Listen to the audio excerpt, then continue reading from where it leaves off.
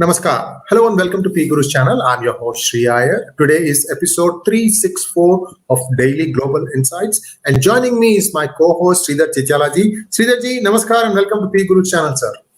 Namaskar and good morning to everybody. Sridharji, Germany appears to have walked back its comments about Kashmir. What is happening, sir? Well, I think that they at last seem to have realized their folly. There's a very strong rebuttal from Ministry of External Affairs and clearly kind of pushing back and making a very strong statement as to, what Germany is thinking is in terms of taking such a position, especially on Kashmir, and also highlighting the Fatah issue with regard to the nation that is at the epicenter of the issue. So they said they seem to have clarified the position, and the German ambassador in India has, taken back the statement, which means we are back to where we started. That's very good to know, sir. I mean, this was something that was just totally unexpected. United States also, when they sent their ambassador to Pak-occupied Kashmir or China-occupied Kashmir, whichever way you want to parse it, that was another one that was a surprise. I don't know when that is going to get sorted out. But now let us take a look at a new emerging controversy. Saudi Arabia was considered one of the closest allies of the United States in the Middle East.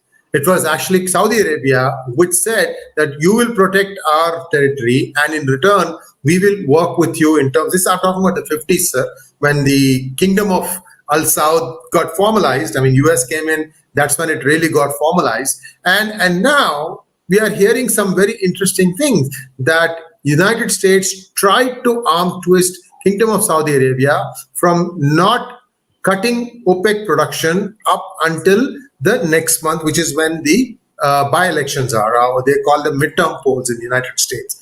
Sridharji, how could they have tried this? I mean, is the Biden administration really nervous right now? Well, Biden administration, I think we have talked in several times in several shows, has really been questionable with many of their actions and decisions.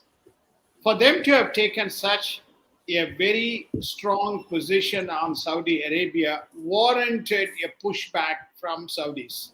So Saudi's foreign minister, I think we talked about it. We said that we will make one more kind of an observation or revelation or a news, which is effectively, U.S. stating that please delay your production cuts by a month. Instead of saying, please consider, not doing the cuts in the interest of the global economy. So it turns into a political forfeit, which warranted the Saudi foreign minister to come public and say, this is a universal consent decision of OPEC plus. There's no way Biden administration can take, or US administration can take a position like this in view of elections, which is political rather than true economic position. Sridharji, just for my information, what percentage of the OPEC production is from KSA, Kingdom of Saudi Arabia? I don't have the number offhand, but I think it is. Is it 30%, sir? I'm just asking some big picture. 30%, less than 20%? It's about, I think it's somewhere between, somewhere north of 20% would be my estimate within the OPEC. Yeah, if they're about 30%, it is harder to kind of edge out a big boy. But 20%, it's a middling number. Some other countries can come and say, listen, we don't think so, or something like that. So I think we have to give this round to Kingdom of Saudi Arabia. Now, there is a news floating that Ro Khanna, along with Senator Durbin, is trying to move a resolution to stop supply of arms of United States to Kingdom of Saudi Arabia. I'm not so sure that's a good move, sir. That would be opening the door for Chinese and Russians to sell to the Kingdom of Saudi Arabia. What do you see about that? I think we covered this. Bob Menendez came out and basically said that we should do some action. Biden has responded by saying there would be a response to Saudi's decision. So you are now beginning to see, momentum, gathering momentum within the House and the Senate to see what they can do to, for particularly House, where the Democrats are the majority, to see what they can do. This is not, none of these things have got any kind of strategic consequences. Remember, a lot of the Saudi oil reserves, Saudi oil is sold out of, traded from Houston, which is in the United States.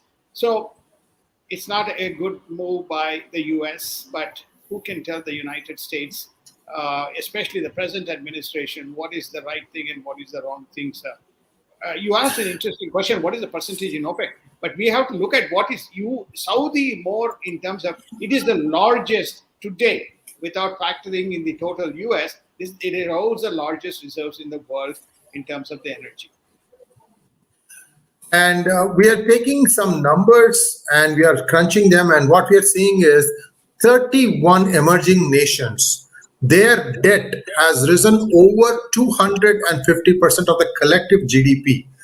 Sridharji, is this a COVID effect? Because I'm concerned that even some European nations, such as United Kingdom, may have something similar, sir. Can you put a little bit more light on this? Emerging economies make up about 31 in number. Their collective debt has grown to $98 trillion as of June. We haven't calculated more recent as yet. The $98 trillion is at least $5 trillion greater than the total global GDP. The total global GDP expected to be around $94 trillion for 2022 in around the world. So what is causing it? Three things. Inflation. The second thing is an appreciating US dollar. Most of these currencies are impacted against the US dollar, appreciation of the US dollar.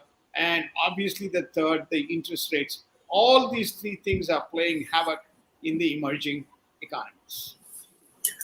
Sridharji, last update for today, this deal between Israel and Lebanon for exploration of natural gas.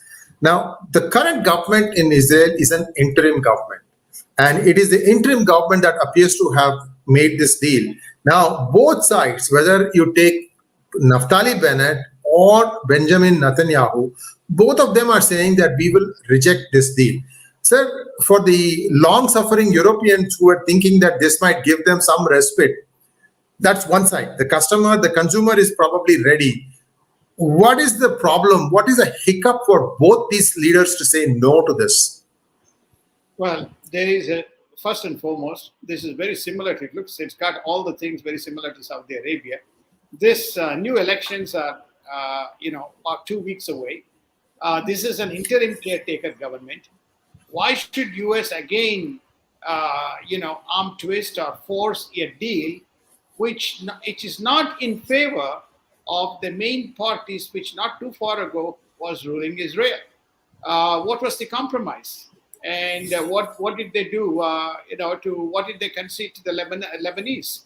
Now, the rumors are that, which is what Benjamin Netanyahu says, take it with some amount of salt, being in a position, right now being in a position and wounded member. He seems to think that the Hezbollah has put the pressure, and the Lebanese government or yielded to the threat of the Hezbollah is what the people are saying. So the amount, we don't have the full details of the deal as yet, but it seems like there is considerable concessions that's been made to Lebanon, which Israelis were never willing to do before. And with that, we bring to close today's Daily Global Insights. Do like, share, and subscribe to our channel. And also, please don't forget to click on the bell button for notifications. Your support is critical to us. If you think you liked our content, consider donating to us using the super thanks button. Sridharji, as always, a pleasure having you on our channel, sir. We'll be back again tomorrow with the hot news of the day. Thank you very much, sir. Namaskar. Thank you. Namaskar. Have a wonderful day.